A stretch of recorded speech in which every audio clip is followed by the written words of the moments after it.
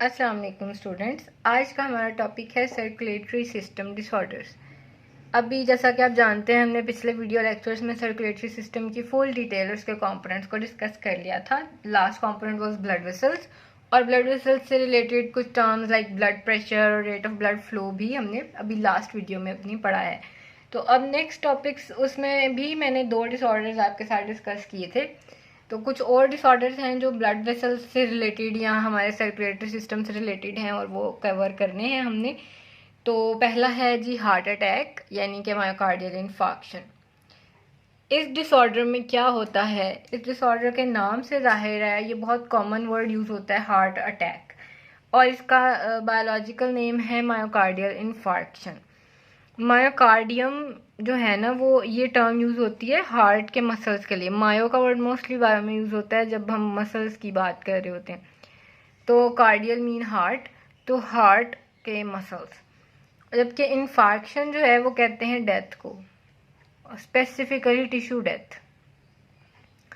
तो इस नाम से जाहिर है कि इस डिसऑर्डर में क्या मसला होता है कि जो हार्ट के मसल्स हैं, यानी टिश्यूज, मसल्स एक ही बात है, हार्ट के मसल टिश्यू समझ लें, कार्डियक मसल्स जिनकी हमने पहले भी बात की थी, उनकी डेथ हो जाती है, उनकी नेक्रोसिस हो जाती है।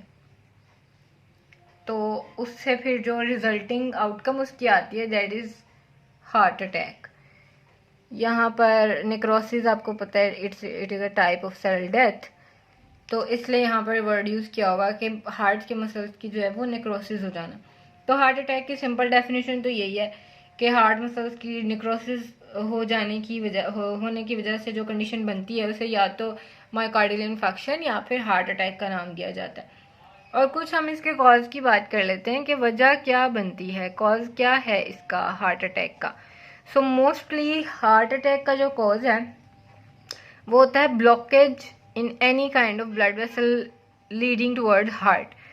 Blockage in any kind of blood vessel. अब आपने पीछे अभी हमने पिछली वीडियो में बहुत डिटेल से 2 टर्म्स को डिस्कस किया था। That was one of them was thrombus and other one was एम्बुलस। ये दोनों टर्म्स आपको इनकी नॉलेज होनी चाहिए कि थ्रोम्बस क्या चीज़ है और एम्बुलस क्या चीज़ है। तो थ्रोम्बस या एम्बुलस की वजह से जो है वो ब्लॉक हो जाना ब्लड वेसल्स का, और अब ब्लड वेसल अगर ब्लॉक हो गई हैं तो ब्लड पास नहीं कर पा रहा, that are leading towards heart. और फिर अगर हार्ट तक ब्लड की सप्लाई नहीं हो रही तो ऑब्वियसली हार्ट के मसल्स को, हार्ट के टिश्यूज़ को वो ऑक्सीजन की सप्लाई, न्यूट्रिएंट्स की सप्लाई नहीं मिलेगी। तो उससे फिर उसकी क्या हो जाएगी, डेथ हो जाएगी उनके टिश्यूज़ की, मसल्स की, हार्ट के। और फिर ऑब्वियसली अगर टिश्यूज़ की डेथ हो जाती है तो वो अपनी फंक्शनिंग ठीक तरीके से परफॉर्म नहीं कर पाते, और जिससे फिर ultimately the person can die. अगर ज़्यादा वर्स्ट कंडीशन हो या ज़्यादा टिश्यूज़ की डेथ हो गई है तो फिर, जैसे आपने टर्म सुनी होगी, कुछ माइल्ड हार्ट अटैक्स होते हैं, मतलब वो थोड़े छोटे लेवल के होते हैं। यही समझ लें कि इसमें टिश्यू डेथ या नुकसान अभी इतना ज़्यादा नहीं हुआ, थोड़ा सा एक बार अटैक होता है, बट पर्सन जो है वो बंदा, इंसान जो है वो बच जाता है। लेकिन जो मेजर हार्ट अटैक्स होते हैं उनसे तो कभी कभार बिल्कुल ही जो है वो सीधा डेथ हो जाती है, पता भी नहीं चलता कि इससे पहले इसको कोई बीमारी थी और अचानक से हार्ट अटैक हुआ। तो वो यही होता है कि अंदर कहीं कोई ब्लड वेसल ब्लॉक हुई थी जिसके बारे में पता नहीं चल सका एंड ऑल दैट। और मोस्टली जिन आर्टरीज में मसला आता है या ब्लड वेसल्स में ब्लॉकेज की वजह से, most commonly coronary arteries supplying the heart, जैसे आपने ये पीछे भी टर्म पढ़ी थी। इसके अलावा अगर हम हार्ट अटैक के कुछ सिम्टम्स की बात कर लें, कभी कभार तो बिल्कुल ही बगैर सिम्टम्स के होता है, लेकिन ये समझ लें सिम्टम नहीं तो मैकेनिज़्म जो मोस्टली जो जो एबनॉर्मेलिटीज़ आती हैं इसकी वजह से, वो एरिथमियाज हैं। यानी कि हार्ट की जो एरिथमिया कहते हैं प्रॉपर हार्ट की कॉन्ट्रैक्शन और रिलैक्सेशन ठीक तरीके से नहीं हो पाना, इरेगुलर, मतलब एक जो आपने रेगुलरिटी पढ़ी कि इतने सेकंड्स बाद वेंट्रिकल्स कॉन्ट्रैक्ट करते हैं, इतने सेकंड बाद एट्रिया, और एक काम है जो एक बाकायदगी से चल रहा है, उसमें किसी फेज में डिले आ जाए, किसी में वो जल्दी हो रहा है, तो ये चीज़ होना स्टार्ट हो जाती है। These are called arrhythmias, irregular contraction of heart, specially ventricles. और इसके अलावा वेंट्रिकुलर फिब्रिलेशन, ये भी वेंट्रिकल्स के जो फाइबर्स हैं ना उनकी कॉन्ट्रैक्शंस को कहते हैं। तो वो अगर बगैर किसी मकसद के वो कॉन्ट्रैक्ट करेंगे तो ऑब्वियसली वो भी हार्ट की फंक्शनिंग को डिस्टर्ब करेंगे, और जहाँ पर कॉन्ट्रैक्शन की ज़रूरत नहीं है, if they are contracting, so that can lead to some problems. Precautions की आखिर में बस प्रिकॉशंस बताएं कि हार्ट अटैक जो है उससे आप किस तरह से बच सकते हैं। तो क्योंकि इसका एज सच कोई इलाज इतना कोई ख़ास नहीं होता, आप इससे बच ही सकते हैं। और प्रिकॉशन, और आपको ऐसे भी पता है cure is better than prevention is better than cure. तो इलाज से बेहतर है एहतियात। कुछ एहतियाती तदाबीर बताई हैं कि आप ये करें तो आपकी लाइफ में आप इस प्रॉब्लम से बच सकते हैं। सो प्रिकॉशंस में आप फैटी फूड बहुत ज़्यादा ना खाएं, avoid too much fatty food, specially rich in cholesterol, मतलब कोलेस्ट्रॉल जिसमें बहुत ज़्यादा होता है, क्योंकि वो उससे क्या होगा, अल्टीमेटली एम्बुलस या थ्रोम्बस बनने का खदशा है। फिर अपनी बॉडी वेट को नॉर्मल रखने की कोशिश करें, मतलब बहुत आपका एक BMI आपके हाइट के हिसाब से आपका एक बॉडी वेट की अमाउंट होती है, उसी पे उसको मेंटेन करें। कोशिश करें कि आपका बॉडी वेट बहुत ज़्यादा नॉर्मल बॉडी वेट से ऊपर ना जाए। और अपने BP यानी ब्लड प्रेशर को कंट्रोल करें, और मोस्टली आपका ब्लड प्रेशर एक अच्छे तरीके से कंट्रोल रहता है जब आप रेगुलरली वॉक करते हैं, एक्सरसाइज करते हैं।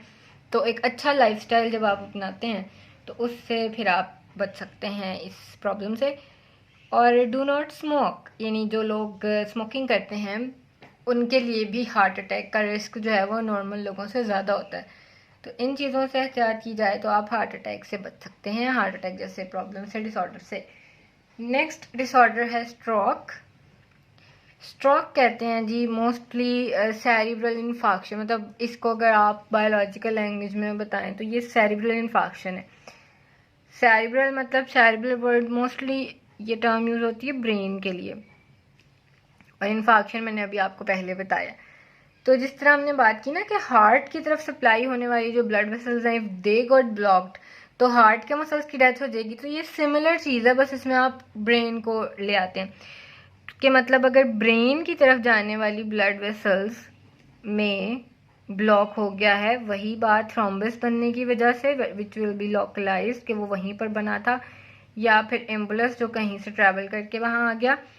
तो ब्लड वेसल्स, ब्रेन की तरफ जाने वाली ब्लड वेसल्स अगर ब्लॉक हो जाएं थ्रू थ्रोम्बस और एम्बुलस, तो क्या होगा, ब्रेन के उस सर्टेन एरिया के टिश्यूज़ जो हैं, ब्रेन के टिश्यूज़, उनकी डेथ हो जाएगी, जैसे हार्ट के टिश्यूज़ की हो गई थी। तो ब्रेन टिश्यूज़ की या सेरिब्रल टिश्यूज़ जो हैं उनकी, उनके जिस जगह की सप्लाई रुकी है उस जगह के सराउंडिंग के टिश्यूज़ की नेक्रोसिस हो जाएगी, डेथ हो जाएगी। अब उससे क्या मसला हो सकता है, उससे बहुत बड़ा मसला हो सकता है।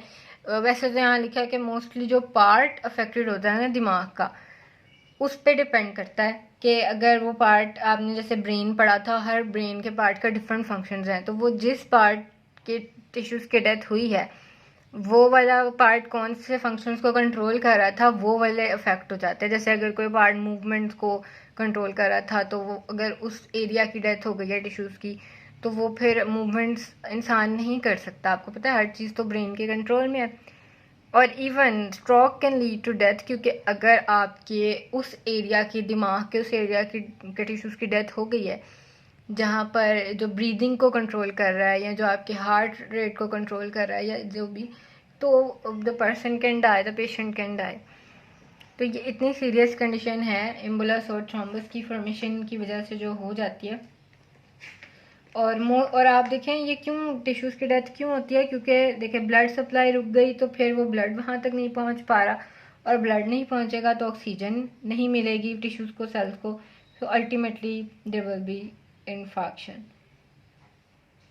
नेक्स्ट डिसऑर्डर की तरफ चलते हैं अब। अच्छा जी, तो नेक्स्ट डिसऑर्डर है हेमरेज। हेमरेज आम ज़ुबान में इसकी डेफिनेशन ये है कि किसी भी ब्लड वेसल से ब्लड का डिस्चार्ज हो जाना, निकलना, इसे कहते हैं हेमरेज हो गया उस ब्लड वेसल का। ख़ास तौर पे डिस्चार्ज ऑफ ब्लड ये नहीं कि एक नॉर्मल फिनोमेना है, मतलब वो ब्लड वेसल रप्चर हुई है, फट गई है और वहाँ से ब्लीडिंग स्टार्ट हुई है, ब्लड निकलने लगी, और ये इंटरनली जो आपकी ब्लड वेसल्स हैं उनकी बात हो रही है। तो discharge of blood from blood vessels, ये फिनोमेना कहलाता है ब्लड वो हेमरेज, सॉरी हेमरेज कहते हैं।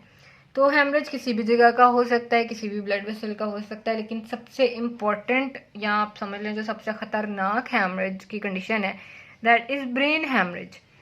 कि अगर दिमाग जो है उसकी कोई ब्लड वेसल उसको सप्लाई की जा रही थी और वो रप्चर हो जाती है, तो आप खुद ही सोचें कि फिर वो ब्रेन तक सप्लाई, ब्लड सप्लाई रुक गई है, बिल्कुल वो ब्लड वेसल फट गई है और ब्रेन के जो टिश्यूज हैं उनकी डेथ हो जाएगी, जिसकी वजह से इंसान की डेथ भी हो सकती है। So it is very dangerous brain haemorrhage. और bursting of these blood vessels, इनकी वजूहत अगर कॉजेज़ की बात करें, वैसे तो आपकी बुक में एक जनरलाइज्ड कॉज लिखा है, इसके अलावा एक्सीडेंट्स वगैरह में भी मोस्टली कोई ब्लड वेसल रप्चर हुई और मौके पर डेथ हो गई और इस तरह से होता है।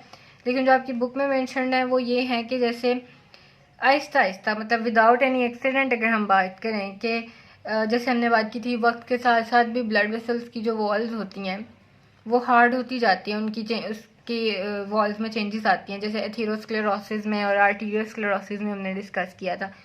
तो आर्टरीज की वॉल्स अगर ऑलरेडी हार्ड हैं, जैसे जो बूढ़े लोग हैं या जो ज़रा एजिड लोग हैं, और उसके अलावा उनको ब्लड प्रेशर का भी प्रॉब्लम है कि उनका बीपी जो है वो बहुत हाई रहता है, हाई ब्लड प्रेशर का प्रॉब्लम है, तो अल्टीमेटली ये हो सकता है कि वो वॉल्स इतनी मजबूत नहीं रहीं और वो जो ब्लड प्रेशर आ रहा है हार्ट की तरफ से और वो बहुत हाई भी हुआ है, उसको वो नहीं हैंडल कर पाती है एंड ब्लड वेसल रप्चर हो जाती है and ultimately haemorrhage will result.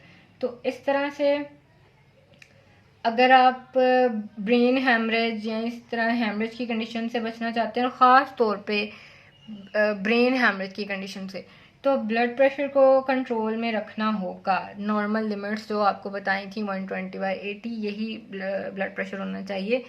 Blood pressure को कंट्रोल करना इसका सबसे मेन प्रिवेंटिव मेजर है।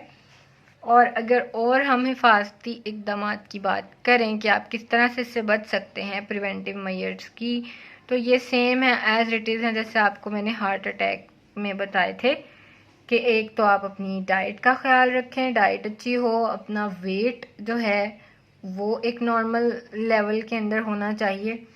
ज़्यादा मोटे जो हो जाते हैं उन्हें भी ये इस तरह के मसाइल का सामना करना पड़ सकता है। ओवर वेट होना जो है वो भी मसला बन सकता है। इसके अलावा स्मोकिंग वगैरह, अल्कोहल, इस तरह की चीज़ें उससे अवॉइड करना चाहिए। रेगुलर एक्सरसाइज करनी चाहिए ताकि आपका हार्ट, आपका ब्लड प्रेशर मेंटेन रह सके और वो पंपिंग वगैरह ठीक तरीके से करता रहे। और लास्ट बट सबसे important point I would say कि मोस्टली लोग जो इस तरह की कंडीशन का शिकार हो जाते हैं, ख़ास तौर पे जो ओल्ड एज पीपल हैं या थोड़ी बड़ी उम्र के लोग हैं, वो है स्ट्रेस एंड टेंशन। वैसे तो ये काम अब हमारी यंग जनरेशन में भी बहुत ज़्यादा है जी के स्ट्रेस और टेंशन और एग्ज़ाम्स का स्ट्रेस और पढ़ाई का या और काफ़ी सारी बातों की टेंशन जो हैं वो जो बिला वजह की टेंशन हैं वो ले लेते हैं। लेकिन जो ये स्ट्रेस और टेंशन है, और अगर आप ऑलरेडी किसी की ओल्ड एज है, उनकी आर्टरीज ऑलरेडी हार्ड हैं, तो इस स्ट्रेस और टेंशन से ये होगा कि वो क्या होगा स्ट्रेस और टेंशन से कि उनकी वॉल्स वगैरह ऑलरेडी हार्ड हैं और बीपी हाई हो जाएगा स्ट्रेस लेने से और टेंशन लेने से। तो इस वजह से बीपी हाई हुआ तो हैमरेज के चांसेस और ख़ासतौर पर ब्रेन हैमरेज और अल्टीमेटली डेथ के चांसेस बहुत ज़्यादा हो जाते हैं। तो स्ट्रेस और टेंशन नहीं लेना चाहिए। और आप भी कोशिश करें कि जो स्टूडेंट्स मेरी बात सुन रहे हैं कि आपके जो पेरेंट्स हैं उनका ख़ास ख्याल रखा करें, उन्हें कोई स्ट्रेस या टेंशन नहीं दिया करें, क्योंकि वो ऑलरेडी बहुत सारी चीज़ों से डील कर रहे होते हैं, बहुत सारी टेंशन उनके दिमाग में होती हैं आपके हवाले से और बेशुमार चीज़ें जिन्हें आप नहीं समझ सकते। और उल्टा अगर आप उनके साथ अपना बिहेवियर ठीक नहीं रखते, उनको मज़ीद टेंशन देते हैं, तो आप देखें कि उनकी कंडीशन, उनकी एज और उनका जो भी सारा है, तो ये बात है कि इस चीज़ को अवॉइड करना चाहिए। और जिस तरह आजकल के हालात हैं, तो इसमें ये है कि सबसे ज़्यादा यही कहा गया है कि इम्यूनिटी सिस्टम अच्छा होना चाहिए। इम्यूनिटी की तरफ भी आते हैं, अभी नेक्स्ट टॉपिक्स यही हैं, हम लिम्फेटिक सिस्टम स्टार्ट करने लगे हैं। तो इम्यून सिस्टम भी अच्छा उन्हीं का होता है जो ज़्यादा खुश रहते हैं, इसलिए खुश रहा करें और खुश रखने की कोशिश किया करें। बाकी नेक्स्ट टॉपिक सब हमारा सर्कुलेटरी सिस्टम कंप्लीट हो गया है। नेक्स्ट हमने पढ़ने हैं, ये क्या कहते हैं लिम्फेटिक सिस्टम करना है, वो काफ़ी छोटा सा ही है, हो जाएगा 1-2 लेक्चर्स में। तब तक के लिए आप इन्हीं डिसऑर्डर्स को अच्छे तरीके से याद करें और समझें, और कोई बात नहीं समझ आती तो मुझसे पूछ लें। अल्लाह हाफिज़।